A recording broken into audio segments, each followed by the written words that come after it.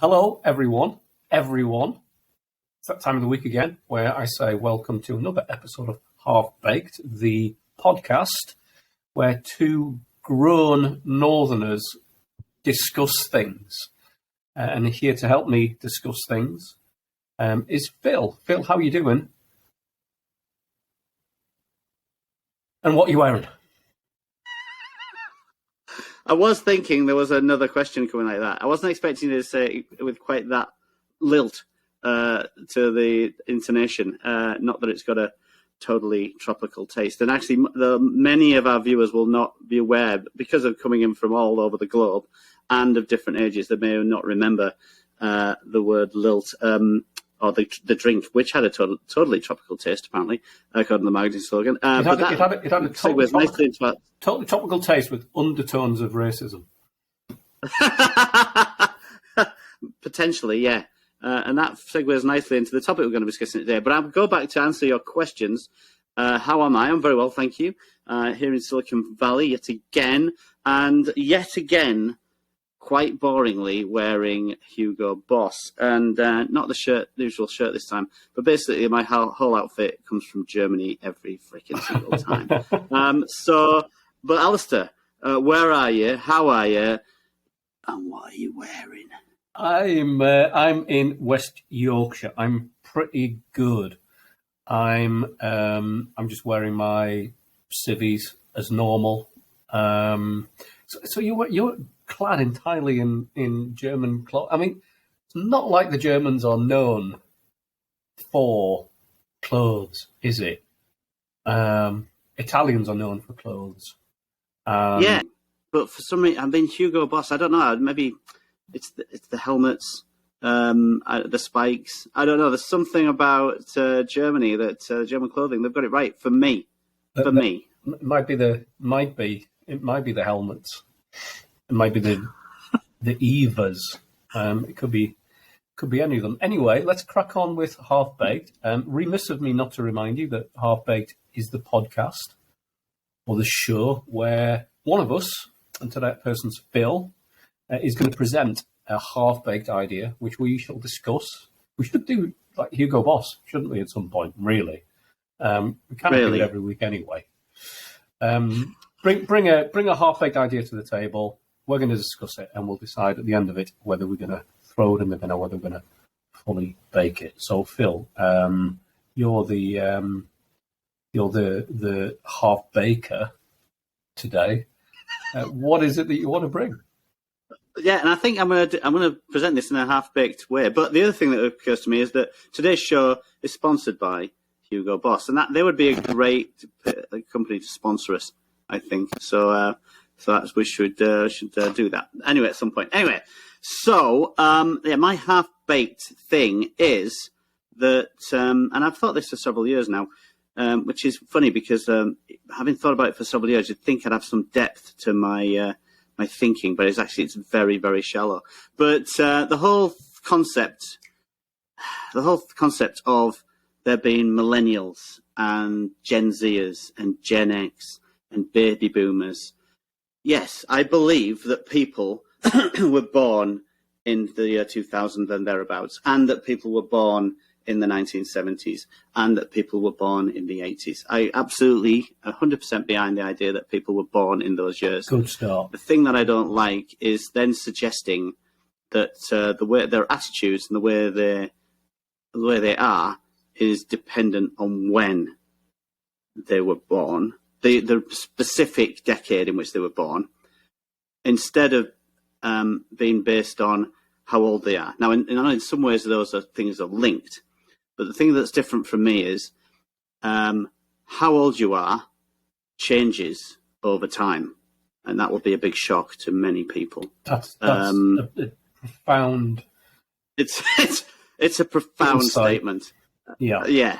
And it's worth watching the show just for that level of profound detail. I mean, we can just finish it there if you want, and people can go away and, That's the big takeaway from So just run that past me again, because it was a little bit deep. So people grow older, right?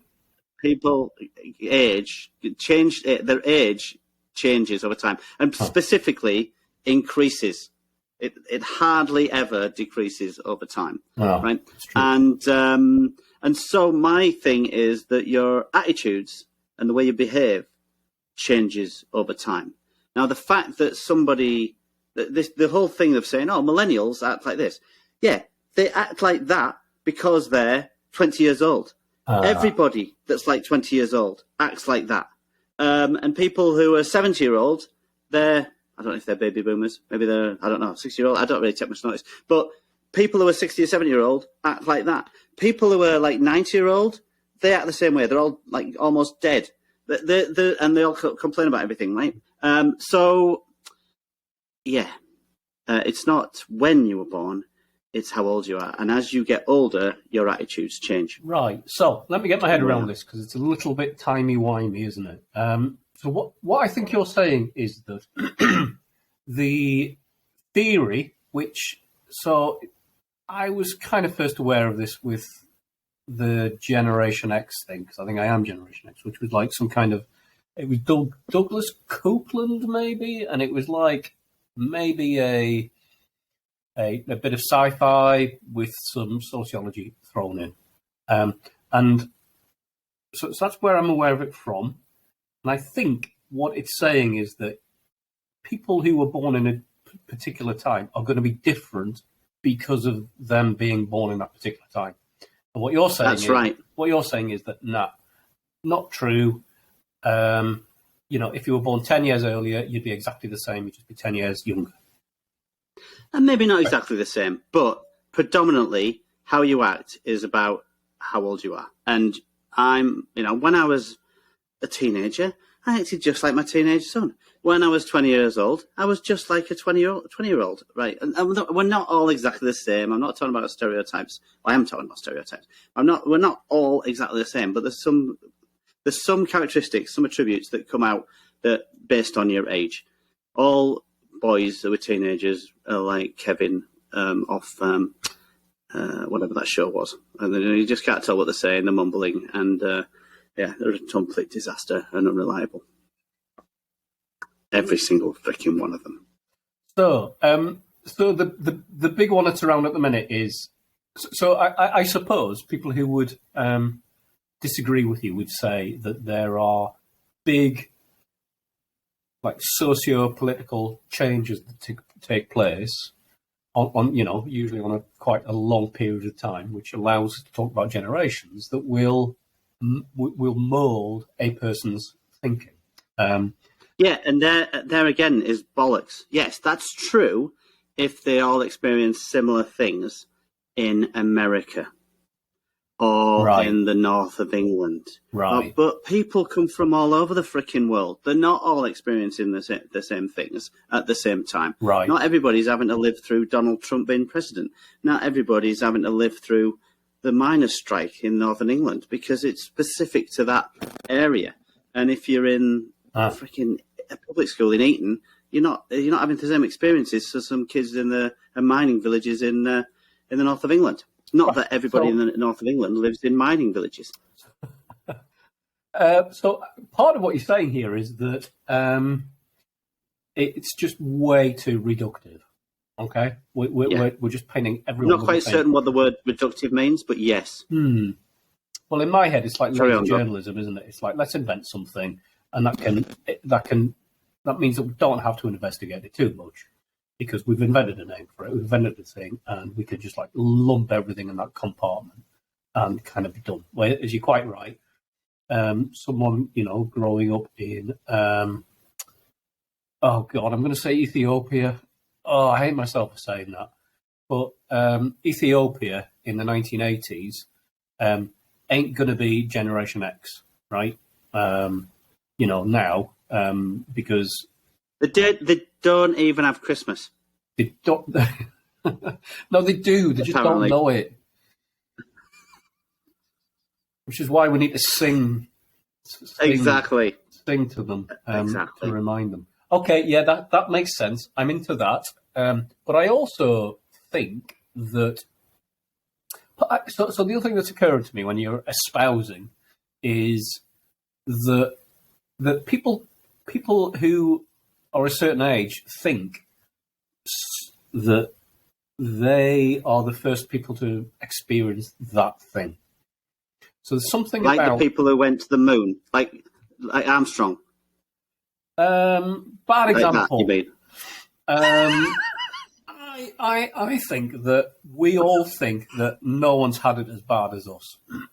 I'm 50 years old, and it's like the worst time to be a 50-year-old. Well, it's not, because I don't know. 1914 was probably the worst time to be any age. Do you know what I mean? Yeah, yeah, If the war doesn't get you, Spanish flu does.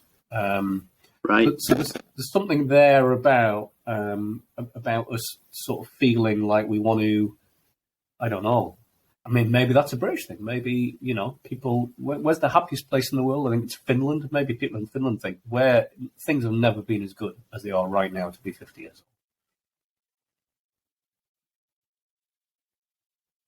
I can believe that. old. And I think the other thing is that I don't know. It's about labeling, isn't it? I suppose the current label is snowflake. Does that? And the snowflakes push back against it, quite rightly so, because it's quite condescending. But it's like people are just putting everyone else in the same compartment just for their own good, rather than the good of that person. Yeah, but our snowflakes, aren't they all relatively young? Yeah. I think they're. I don't know how old a snowflake is. I think they're probably between 15 and 20. But they're all absolutely unique. No one snowflake is the same as another. Oh yeah, right. Yeah. So that's Yeah. they can celebrate their uniqueness. But yeah, I would say that all 20-year-olds, I still am quite opinionated and had strong views and thought in a very socialist kind of way. And in some ways, I still do think like that, but more so back then, I think. And I think it's normal to have strong opinions and to be more left wing when you're younger. Unless you live through some groundbreaking event that makes you push the other way. I can see that completely. Okay. Except in America, maybe. Are people in America left wing? Yeah, I guess there's a high proportion still. So, the predominant thing, so I'm Generation X, you're Generation X, the predominant things that Generation Xers are known for, therefore they're kind of unique to us, is growing up, partying a lot, taking a lot of ecstasy, listening to repetitive music, repetitive kind of electronic music, getting our heads around the start of like the internet, probably just, and certainly kind of communication and explosion of data and all of those kind of computer connection related things. I haven't read the book Generation X, but my version of Generation X would probably put those two sets of things in it. And I guess what you're saying is, look, 20-year-olds are just taking as many drugs now as we did, and are having their lives just as influenced by communications and media and electronic devices and the internet and computers and everything else as we were. Would that be right? Yeah, it's exactly that. And yeah, I mean, people who are born more recently and have grown up with cell phones and the internet and web, maybe they can't imagine a time when you couldn't have all that information just at your fingertips. I agree, and that is a difference. But but to say that molds their personality completely, I don't buy it. To some extent, it does, but it's. I think there's other factors beyond that are true of all generations. Right. But when you get to the 20s, you act like this. And I'll have to make, when we do this for real, I'll have to make some better examples of what 20-year-olds do, what 30-year-olds do, what 40-year-olds do, what 50-year-olds do. And then we can have that maybe resonate with a bit more depth to the discussion. What do you mean, do it for real? Yeah.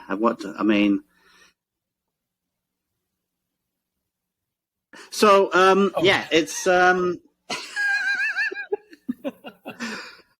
So yeah, so I don't. Is there anywhere else we could go with this, Alistair? Yeah, well, With this subject? where I want to go with it is that so history repeats itself, doesn't it?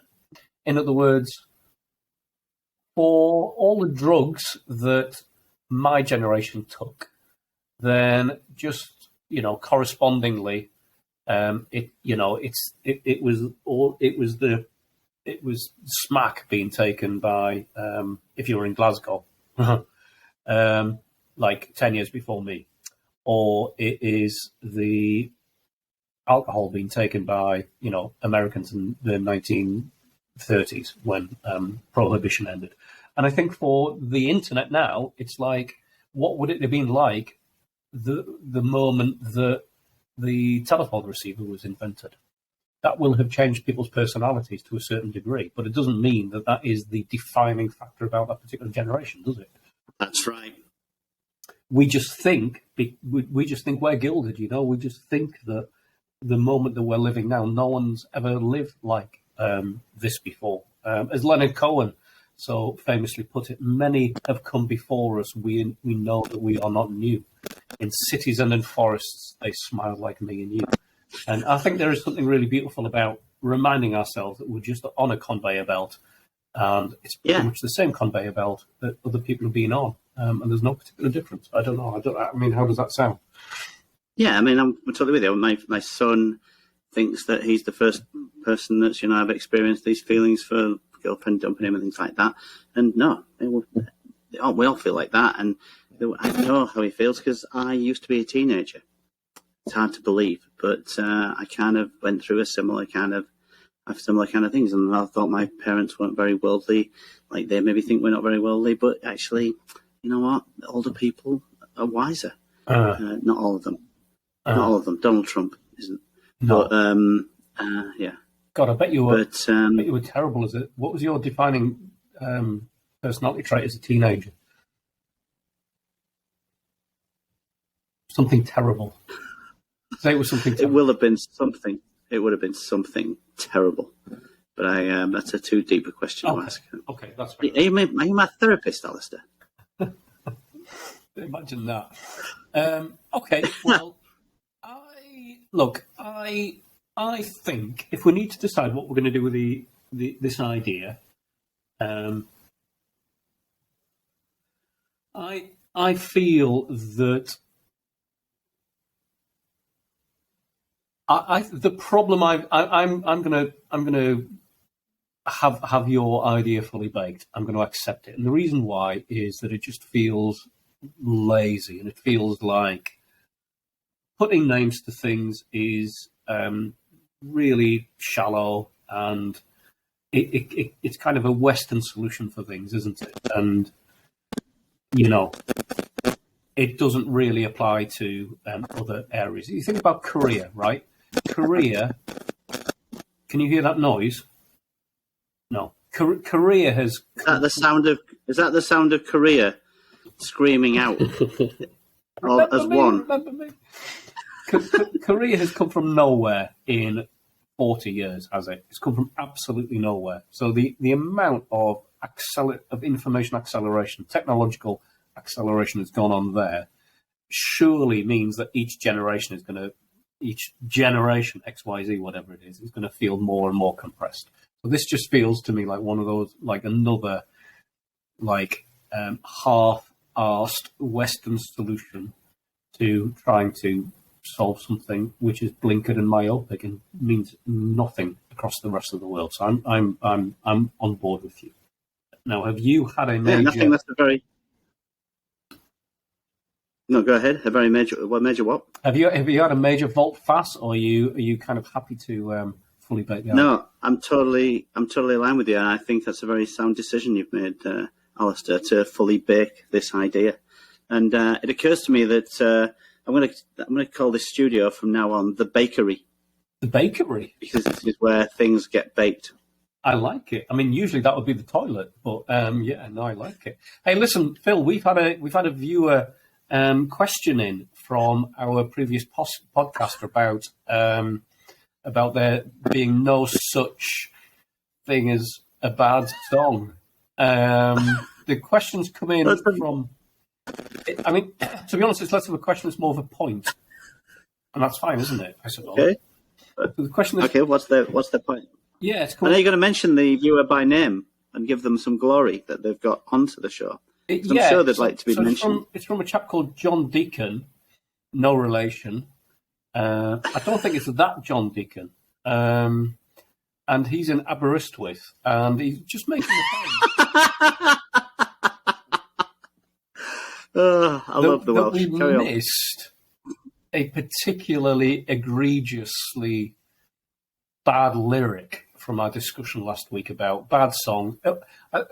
It's 7 days ago now, but from what I remember, the discussion was maybe there are such big things as bad songs because they've just got bad lyrics in them. And John wants to throw into the mix the Thong Song by Cisco, which I kind of, I had deleted from my memory banks fairly successfully until, thanks, John, from Aberystwyth. I'm not familiar with. I vaguely remember Cisco. Was he German looking or Eastern European looking? I don't know. Was he very staunch of face? Staunch face? I don't know. Staunched. I don't know. Was he very Germanic, like angular features? Pass. I mean, all I remember is the turgidity of the song and the sense of moral turpitude around the lyrics, which I'm going to quote as follows, whilst you're Googling Cisco. So here we go. We can put a picture up of him on the video, actually. Let's find him, and we can have him on that picture whilst I read the lyrics. I like it when the beat goes, duh, dun, duh. Baby, make your booty go, duh, dun, duh. Baby, I know you want to show, duh, dun, duh, that thong, thong, thong, thong, thong. Well, one thing in his defence, if as I think he is from Germany, then it won't be his English is not his first language, so he clearly doesn't know what he's saying. So I think, think of some other German songs. Da, da, da. I mean, that means nothing in English. Da, da, da. What you and what you don't. What you can and what you can't. I mean, they couldn't even pronounce can't. Yeah, da, da, da. I mean, that doesn't mean anything in any language, in anywhere in the world. At least, at least Cisco did have the foresight of mind to sing about skimpy, leatherette female underwear. Fair enough.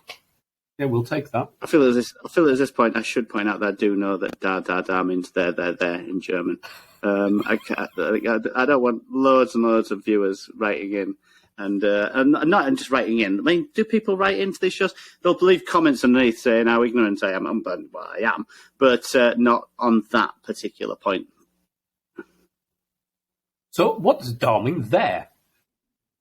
There. I think it's a soothing sound to the baby. But, okay. There. Okay, right. So I appreciate this is going off a little bit of a tangent, but it's a good one. I think the song goes the da da da, which would make it the there, which makes no. There's sense. No the. There's no the. There's no the. No. I've actually got the record. It just goes. I could put the record on. I think. Yeah, don't do that. It just goes straight into da da da. Right? Okay. Da da da. I thought da da da. Dun, dun, dun, dun, dun. Da da da. And I could sing some of the lyrics. What you can and what you can't. I don't think it says can't. It says can't. I'm pretty certain it doesn't say can't. I haven't listened to it in at least 20 years, but I'm pretty certain it doesn't say can't. Not in the version I have, anyway. Well, look. Anyway, I think that's a great place to end it. We're going to get loads of people riled by mispronunciations, mistranslations, everything else. And obviously, we love that. Do leave your comments wherever you're meant to leave your comments. And I'm going to take us out of this particular week of Half Baked by saying thank you again for tuning in to Half Baked. Next week, we'll be discussing something equally profound or inane. Who knows? Thank you, Phil. Thank you, Alistair. Goodbye.